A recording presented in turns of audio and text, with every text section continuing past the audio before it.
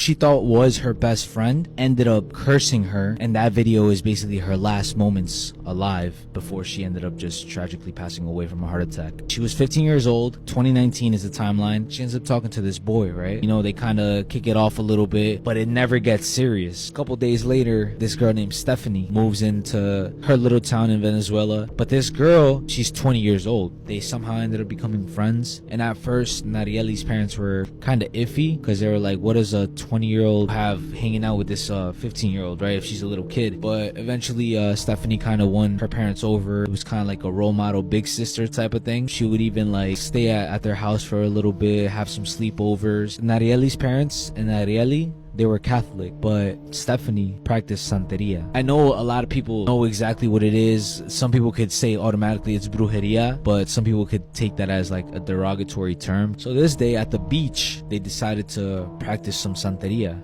and they ended up basically doing like a little ritual, and Stephanie ended up giving Narieli a friendship bracelet, which is what she called it. She's like, okay, keep this on. As long as you keep this on, nothing is gonna happen to you, and these spirits are gonna protect you. But why though? It was because of the boy. How I said in the beginning, Oh my gosh. she wanted to get rid of Narieli because she thought that she was in the way. Yo, what the?